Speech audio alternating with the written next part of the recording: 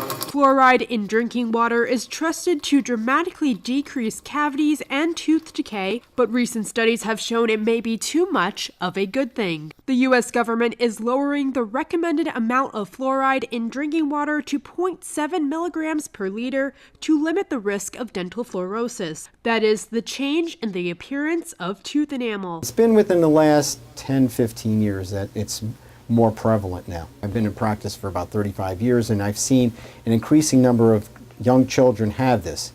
It's not a, it doesn't hurt the development of the teeth or make them more, any damage to their teeth, but it is a cosmetic concern. It's the first change since the U.S. Public Health Service urged cities to add fluoride to water supplies about 70 years ago to prevent tooth decay. The CDC reports even with the use of other fluoride products such as toothpaste and mouth rinses, fluoridated water reduces tooth decay by 25% among children and adults.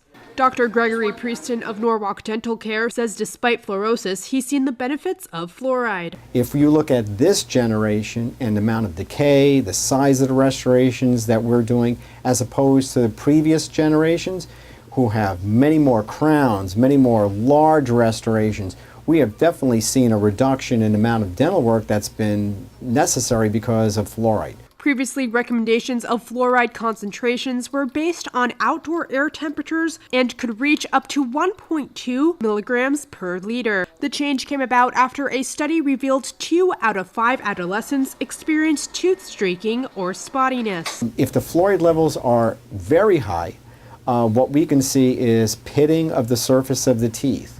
We can see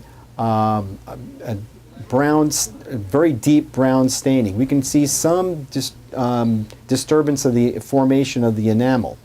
But these are at very, very high levels, and I see these very, very infrequently. They're a very small percentage of the population. Prieston says children up to 8 years of age are at greatest risk for fluorosis while their teeth are still developing. And although fluorosis is usually a mild cosmetic issue, treatment options vary. In some cases I have seen actually the fluorosis be accentuated by using whitening techniques, but there's also a technique where there's a mild abrasion of the tooth where that outer layer of the fluorose, white spots, whatever, is superficial and it's in the outer layers, and that can sometimes be removed with some gentle abrasion and remineralization of the tooth.